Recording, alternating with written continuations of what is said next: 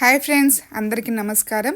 ఈరోజు మన ఛానల్లో మహాశివరాత్రి రోజు అఖండ దీపం ఎలా పెట్టుకోవాలి, పాటించవలసిన నియమాలు, అలాగే ఏ స్థలంలో ఈ దీపాన్ని పెట్టుకోవచ్చు, ఇలా పూర్తి వివరాలు వివరిస్తానండి. వీడియోని స్కిప్ చేయకుండా లాస్ట్ వరకు చూడండి. పరమశివుని అనుగ్రహం కోసం మనమందరం జరుపుకునే పండుగలలో ముఖ్యమైన పండుగ మహాశివరాత్రి ఒకటి. అయితే ఈ రోజున ప్రత్యేకంగా మనం అఖండ దీపం అనేది పెట్టుకుంటాం. అయితే ఈ అఖండ దీపం ఎవరైనా పెట్టుకోవచ్చండి, దీనికి ఆనవాయితీ అంటూ ఏముండదు. అయితే అఖండ దీపం మనం ఇంట్లో పెట్టుకుంటున్నామంటే ఆ దేవతామూర్తులను మనం డైరెక్ట్గా ఇంట్లోకి ఆహ్వానిస్తున్నామని అర్థం. అందుకే ఈ అఖండ దీపం మనం పెట్టుకుంటున్నప్పుడు ఖచ్చితంగా కొన్ని నియమాలని పాటించాల్సి ఉంటుంది.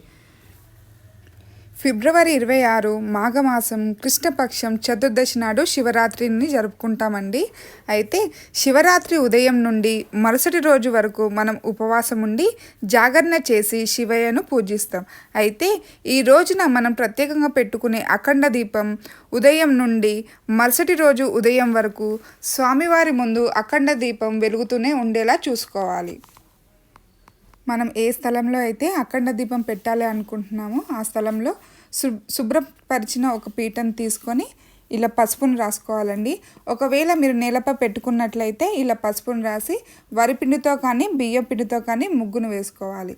ఇలా వేసుకున్న ముగ్గుపై కొంచెం పసుపును కుంకుమను వేసుకోవాలి. ఇలా ముగ్గును వేసి పసుపు కుంకుమను వేసుకున్న తర్వాత ఒక పళ్ళాన్ని తీసుకోవాలండి. ఆ పళ్ళెం అనేది వెండిది కానీ ఇత్తడిది కానీ రాగిది కానీ అయి ఉండాలి, స్టీల్ది అనేది వాడకూడదు. ఇలా శుభ్రం చేసుకున్న పళ్ళాన్ని తీసుకొని ఆ పళ్ళానికి పసుపు గంధం కుంకుమలతో చక్కగా బొట్లు పెట్టుకొని అలంకరించుకోవాలి. ఇలా పళ్ళానికి బొట్లు పెట్టుకున్న తర్వాత అలాగే దీపారాధన కోసం పెద్దగా ఉన్నటువంటి ప్రమిదను తీసుకోవాలండి. పెద్దగా ఉన్నటువంటి ప్రమిదను తీసుకున్నట్లయితే మరుసటి రోజు వరకు వెలుగుతూనే ఉంటుందండి. నేను ఇక్కడ మీకు చూపించడం కోసమే ఇక్కడ చిన్న ప్రమిదను తీసుకున్నాను. మీరైతే పెద్ద ప్రమిదను మాత్రమే తీసుకోవాలి. మనం తీసుకున్న ప్రమిద కూడా ఇత్తడిది కానీ మట్టిది కానీ అయి ఉండాలండి. తీసుకున్న ప్రమిదకి చుట్టూ ప్రమిద కింది భాగంలో మొత్తం ఎలాంటి గ్యాప్స్ లేకుండా పసుపుతో నీట్గా రాసుకోవాలి. ఇలా పసుపును రాసుకున్న తర్వాత పసుపు కుంకుమలతో బొట్లు పెట్టుకోవాలండి. ఇలా మనం తీసుకున్న 2 ప్రమిదలకు పసుపును రాసి బొట్లు పెట్టుకొని పక్కన ఉంచాలండి. శివరాత్రి ఉదయం నుండి మనం ఉపవాసం స్టార్ట్ చేసినప్పటి నుండి మరుసటి రోజు ఉదయం వరకు స్వామివారి ముందు ఈ దీపం అనేది వెలుగుతూ ఉండేలా తప్పనిసరిగా చూసుకుంటూ ఉండాలి. మీరు మట్టి ప్రమిదను తీసుకున్నట్లయితే ఒక రోజు ముందు సీజనింగ్ అని చేసుకోవాలండి. కొత్త వాటివైతే, పాతవైతే అవసరం లేదు. ఇలా కొత్త వాటిని సీజనింగ్ చేస్తే నూనె అనేది ఎక్కువ పీల్చకుండా ఉంటుంది. అఖండ దీపం పెట్టడంలో అసలైన ఉద్దేశం ఏంటి అంటే దేవతామూర్తులను నేరుగా మనం ఇంట్లోకి ఆహ్వానిస్తున్నామని అర్థం. కావున ఈ రోజున జ్యోతి నిత్యం వెలుగుతూ ఉండటం వలన మన కోరికలు అనేవి నెరవేరుతాయి, సకల దోషాలు అనేవి పోతాయి.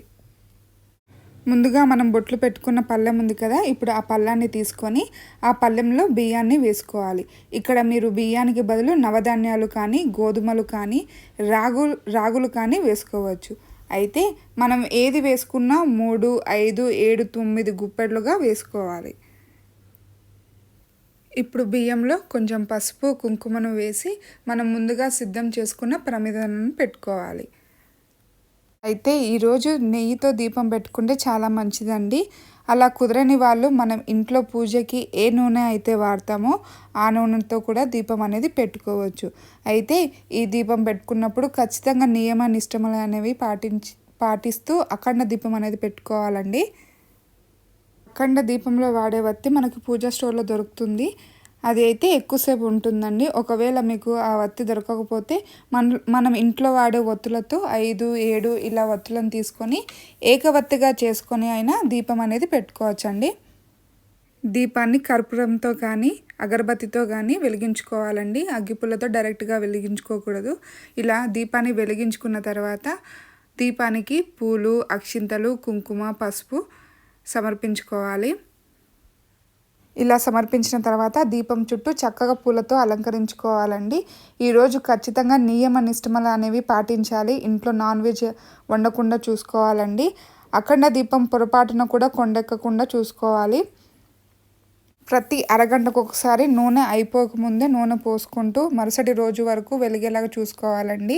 ఒకవేళ మీ ప్రమేయం లేకుండా పొరపాటున ఈ అఖండ దీపం కొండెక్కితే ఆ పరమేశ్వరుని తలుచుకొని క్షమాపణ చెప్పి ఆ వత్తిని తీసివేసి ఉన్న ఆయిల్లోనే మరొక కొత్త వత్తిని వేసి దీపం అనేది పెట్టుకోవాలి. ఆ పరమశివుని అనుగ్రహం మనపై ఎప్పుడు ఉండాలని కోరుకుంటున్నానండి. ఈ వీడియో మీలో కొంతమందికైనా యూజ్ అవుతుంది అనుకుంటున్నాను. ఈ వీడియోలో మీకు ఏదైనా డౌట్స్ ఉంటే నాకు కామెంట్ చేయండి. అలాగే ఈ వీడియో కనుక మీకు నచ్చినట్లయితే లైక్ చేయండి, షేర్ చేయండి, సబ్స్క్రైబ్ చేసుకోండి. అలాగే మీ ఫ్రెండ్స్ అండ్ ఫ్యామిలీ మెంబర్స్కి షేర్ చేయండి. Thank you for watching.